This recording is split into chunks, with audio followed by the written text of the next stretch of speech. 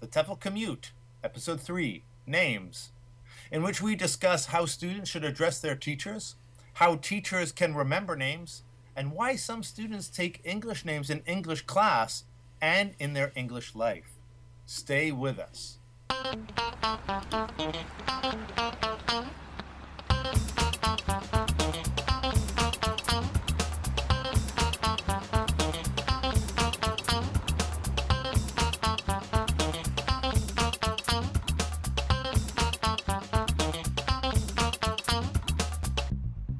You're listening to the TEFL Commute podcast.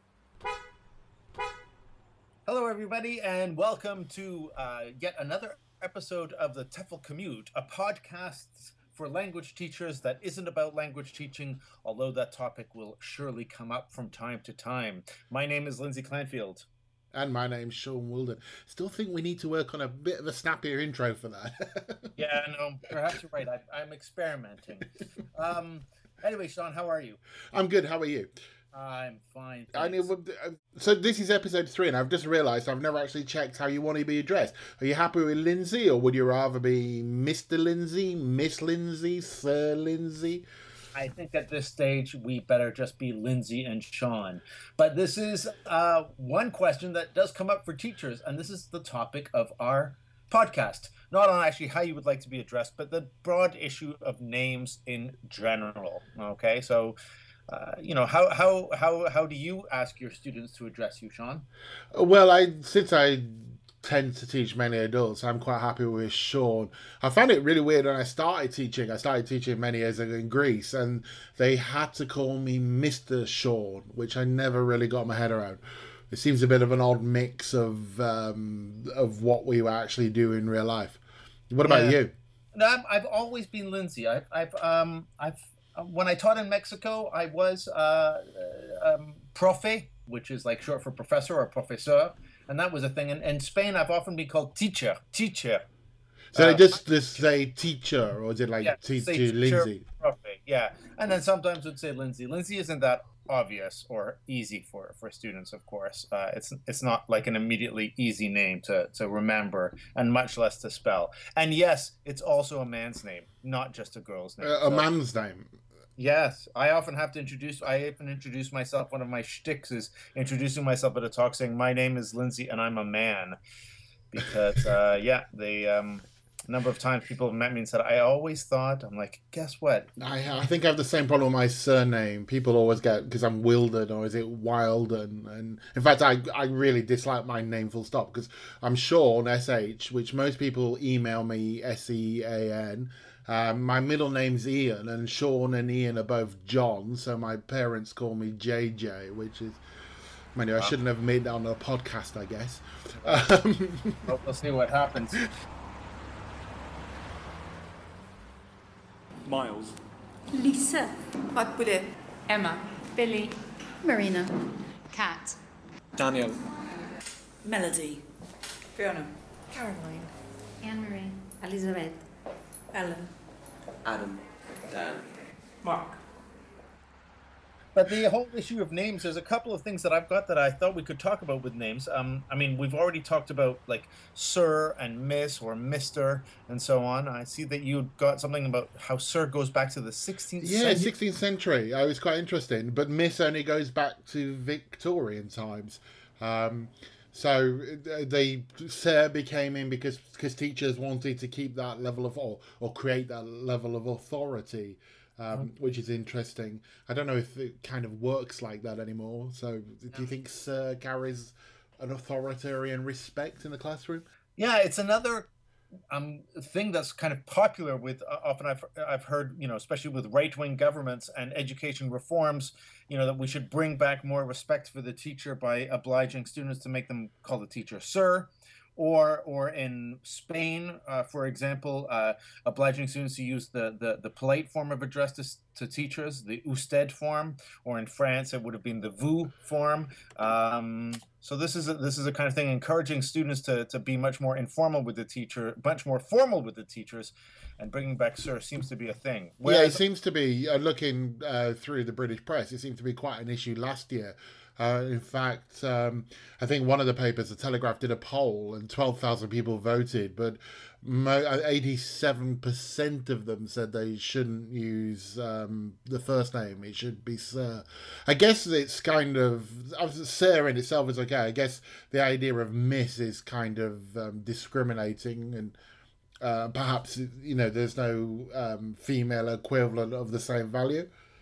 No, isn't there Ms.? I remember there was a while when it went, but there was Mrs. or Miss or Madam, but Madam seems, or Ma'am, seems kind of old fashioned, but Ms. seemed to be the thing that we were saying in North America when you didn't know if the person was married or not, and it was a formal address. I was reading that I think women, let me quote, it's a depressing example of how women are given low status and men, no matter how young or new they are in the job, are given high status.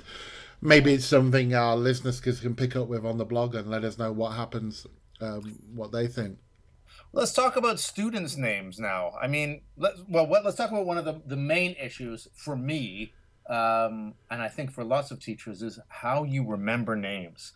And I don't know if with age I'm getting worse, but I'm finding it harder and harder to remember names. And it's quite an amazing thing. I mean, if you take a teacher's average workload of, let's say, 5 or 6 classes, different classes that they have per week, or I don't know, maybe more. But let's start with 6 classes and put an average of 18 or 20 students per class. That's like 100. That's over 100 names. That's over 100 names that you have to learn every year, and you have to learn probably quite quickly. Are you good with names, Shaun? I think like you, I used to be, but these days, I tend to forget the name. I remember the face, so I know they're my student, but not quite sure what they're called. Yeah. What about do you have any? We've collected some tricks here that teachers use to remember names, or things that other teachers have done that we found online, and things that maybe we have done. Yeah, for me, the most effective was always making kind of a little diagram of the table and then writing the student's name in. It tends to be that, in my context, the students sat in the same place each week, so it was relatively easy to do. Yeah, that's true. That's one of the things that I find as well at the beginning of a course is I like to let them sit in their same seats and not move them around all the time in a kind of communicative fashion, because otherwise I totally forget their names. I have to confess, I never move my students around. I used to preach it all the time as a trainer, but I'm too lazy. Yeah, and it's also, you get resistance from them. That's another. Students. I think students, again with adult students, sit with who they want to. So it's kind of like, no, you can't sit next to your friend now. Go talk to somebody over there, and it kind of creates a resistance. Anyway, that's probably another topic. But I kind of wrote down like the name and a seating plan. Yeah, that's it, seating plan, and probably a little bit of a characteristic just to remember that it's like that person's got blonde hair or something like that. So how does that help you remember the name? So when they are sat down in the next lesson, I can check it's the right person. Oh, I see. Okay, yeah. I suppose, I mean, the other thing is I find to help me remember, I've got to keep using the name over and over again. So I've got to, I will remember if I keep making sure that I say their name. So I'm trying to, when I can't remember a name and I get it from them, I'll try to say it as many times as I can in the class. Sort of. Asking. So is this kind of every time you have addressed the student, you make sure you use their name, or? I try to. That's how I would remember them, definitely. Or a kind of like a internal monologue. As your students are working, you're in your head saying the names over and over, which I've seen as a technique that some people use. I think there's another good trick that I learned from a friend of mine who was a school director of a high school, principal of a high school, and he used to have this trick of remembering name or asking people their name. So he'd say, "What's your name?" And they would say, for example, Shaun, and he'd say, "I know it's Shaun. I mean your last name." Now, that would. Or if they said something like Wilden, he'd be like, "I know it's Wilden. I mean your first name, boy." I like that trick, and I've used it a couple of times. But the problem is when someone answers their full name, like if I say, "So what's your name?" and you give me the full name, it's like John Smith, and you've got nowhere to go. Yeah, I've got nowhere to go. Like, "Thank you," or I suppose you could say, "I knew it was John. It was the last name I was struggling with." But that's another one. Other tricks of the trade of remembering students' names. Well, I used to. I guess when I was running CELTA courses, we always used to get the trainees to begin by throwing a ball around the classroom. Oh my gosh, the ball! The ball! How many balls have been thrown around in English language classrooms? I've done it too, by the way, and I think it's something that I remember doing as like a beginner teacher and thinking, oh my gosh, this is so cool and so not traditional. We're throwing a ball around in class. Actually, I mean, I should probably do it again. It's been probably 10 years that I haven't done a ball toss with names. I think the problem I always found was you throw it to the student, and the student's got the ball, and then it comes this kind of. I always assumed the tossing the ball was like to be a bit of a quick activity, but you throw the ball to the student, and you probably said, say your name and, I don't know, an adjective beginning the letter of your first name or something. So you throw it to the student catches the ball and looks at you with a sense of, now what? So the game kind of comes to a crashing halt. Yeah, and of course with kids, they kind of try to throw the ball to smash it into each other's face. That's happened to me with 11-year-olds. There's one that you had here in the notes that I've also seen before, which is I consider dangerous. I tried this and it just backfired on me. Identify a unique physical feature and think of a sentence involving that feature in the student's name. So like you got like Harold, who has kind of a, like I remember having a student, I can't remember. Well, no, you've got it here. Tim has a tiny tooth. Yeah, I don't know. I always think I would be focusing on things like this person has a horsey kind of face. you got to remember not to actually say these things out loud as well. Yeah, say, hey, horse face. Oops. That would be, that's no good. And the problem is then I always fix on like what that physical attribute is. So yeah, although they do say rhymes aids your auditory and visual memory and all that kind of stuff. I still think the best one is just to use the names as much as possible. I think so. Yeah, I think using them and making sure they use them when they speak to you in the first few lessons and vice versa helps. There's certainly a lot of activities online that people could try out and have a look over it. We'll include some of the best ones in the links in the show notes. Yeah, absolutely. The other thing is, here's a question. Have you ever had like a really large class and even by the end of the course, there are probably one or two people whose names you still wouldn't remember? I have that in small classes sometimes, actually. Yeah, now I've been lucky not to teach really large classes, but even in a medium-sized class, there's some people where I've just never quite sure and think, well, it's too late night to go and kind of confess I don't know the name. Like, for example, James Taylor, who is our colleague here on this podcast. For the first episode, before and after the first episode, I insisted on calling him Ian. Yeah, we don't call him James anymore. We've changed his name just to make it easier for you. I think it's also because I know an Ian James. And so for some reason, I just, it was always just coming out Ian. I wrote it in emails and everything. And finally, I think after a couple of weeks, he's like, it's not, or you said, it's, why do you keep calling him Ian? And so I think I'm probably doing this to some poor students as well. I'm calling someone Carlos when it's something completely different, and they just, they're too kind not to say teacher. Yeah. Okay, what we'd like to do now is a little teacher test. At the beginning of the episode, you heard a series of names. We're going to play those names again for you now once. I want to see how many names you can remember by the end of the episode when we'll play it a third and final time. Ready? Here goes. Miles. Lisa. Akbule. Emma. Billy. Marina. Kat. Daniel. Melody. Fiona. Caroline. Anne-Marie. Elizabeth. Ellen. Adam. Dan. Mark. And now it's time to add a new name to TEFL Commute. Here's Ceri Jones with her first Ceri's Corner.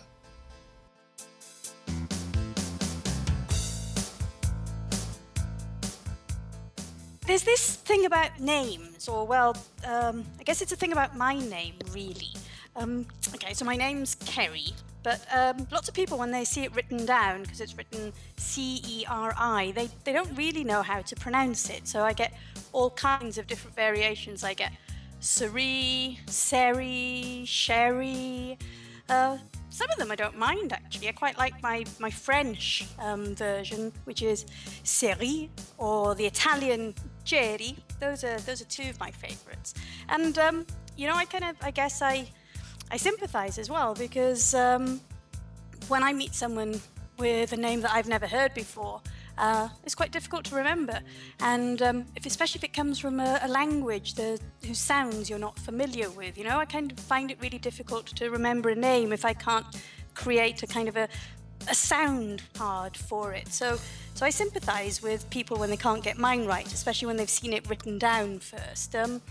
So when I'm in class with students, it's pretty simple. We've got plenty of time to work with names, and I always write it down and get my red pen out, mark out that hard C so they get it as Ceri, and give them the whole little spiel story about how it's Welsh, and English-speaking people usually don't know how to pronounce it either. And that gives me time then to ask the students, of course, to, pronounce their names and tell me about their names and tell me their pet hates of how maybe I may be mispronouncing their names too. But, there's this other thing as well. So it's not just the sound spelling thing. There's this other fact about my name is that it works both ways. It can be for men or it can be for women, and for boys or for girls. And this has its ups and downs. So, for example, if I Google my name, it's a thing, isn't it? Do you do that? Do you Google your name? So I put in Ceri Jones in Google, and the first page of the search is all men. Either international rugby players called Ceri Jones. There's a famous photographer. There's a fly fisher. I'm not sure if that's the right term, fly fisher. But there are no women on that first page, so I have to actually get into the second page to find any female Ceri Joneses. And that kind of harks back as well to in school. In secondary school at one point. Ceri's actually really common name in Wales. So in one of my classes in secondary school, there were three of us. There were three Ceris, and not only were there three Ceris, of course, Jones is also the most common name in Wales. So there were three Ceri Joneses. And of the three of us, I was the only girl. So that was okay. It was like Ceri the girl, and the other two had to use their second names.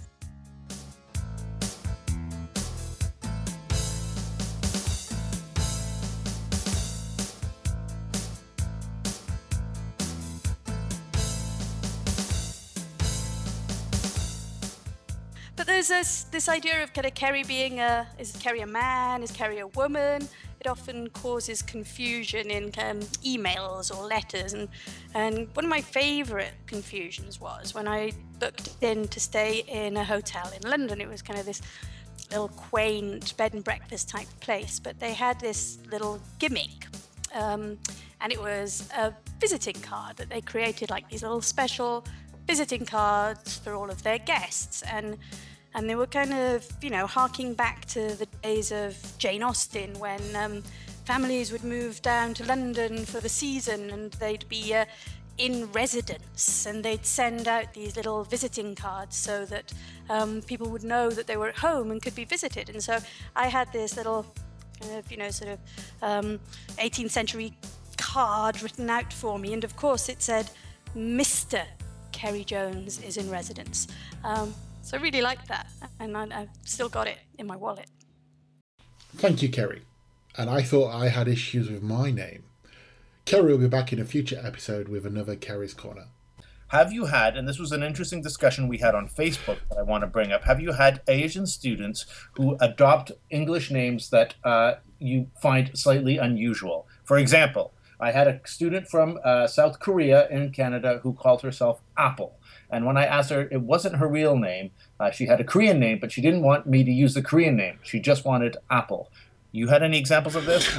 Yeah, the first time I think I ever taught in a British summer school, there were a number of Taiwanese students, and they had names like Lucky and Wednesday. And you think, And actually, I was quite young, and it didn't even occur to me that they weren't the real names. It kind of cottoned on a few weeks later. They just liked the sound of the English word and decided to use that. I'm never quite sure if people should anglify their names like that or not. I don't know. My wife always talks about when she studied English in France, at high school in France. She's from France, and that the French teacher made them all have English names and assigned them English names, and she hated it. However, I did a call out on Facebook, and some teachers have confessed that they have given English names to their students, and their students liked these. Other teachers have said that their students have these names because, when they reached them, they'd already been given this name by their first ever English teacher, so like an English name. I also know several, friends of mine in Canada who came from China and Hong Kong and also adopted names. Partly, and I was trying to get to the reason for this, and what I seemed to get from all these people that were answering me was that it was often to either make it easier for the others to kind of remember your name or say your name. Sometimes it was just because they thought it was cool to have like an English name if they were going to be operating in English. I wonder if it's kind of like in the last few years, people have been talking about like kind of the use of an avatar as a way of creating this character so people are more confident in English, or using that. I wonder if it kind of changing your name gives you the confidence more than it would if you kept your first name. If we're venturing into the world of methodology and psycholinguistics talk, I think this is probably adopting a name in English as part of forming your L2 identity, sort of the person that you wish to be when you speak the foreign language. I'm sure it's all kind of wrapped up in that as well. And so as we come to the end of the episode, the question is, how many of the names did you remember? That many, huh? Well, let's check. We'll play them again for you now. Miles. Lisa. Makbule. Emma. Billy. Marina. Kat. Daniel. Melody. Fiona. Caroline. Anne-Marie. Elizabeth. Ellen. Adam. Dan.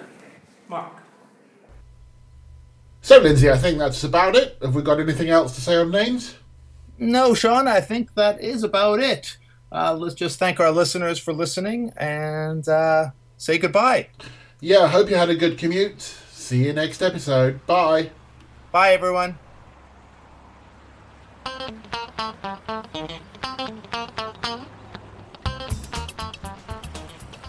As your commute is coming to an end, here's an idea for you to take into class. Use the students' names as a way of revising a recent topic in class. So, for example, if you recently covered the topic of food, students think of a food beginning with a letter of their name. If it was adjectives, they think of an adjective beginning with the letter, and so on. Get the students to sit in a circle. Someone starts by saying their name and a word that begins with the same letter as the first letter in their name, i.e. Chris, cucumber. The next person in the circle would say Chris, cucumber, and then add their own name and word. This carries on all the way around the group. If you want to make it competitive, students are knocked out of the game if they forget any of the foods. Should the circle get back to the beginning, students add another word. For example, Chris, cucumber, and cauliflower. Keep going until only one student is left. You can find the instructions for this activity at our website, www.teflcommute.com. You've been listening to the TEFL Commute, an original podcast produced and presented by Lindsay Clanfield, Shaun Wilden and James Taylor. Don't miss out on any episodes by subscribing to us on iTunes and by visiting us at www.teflcommute.com.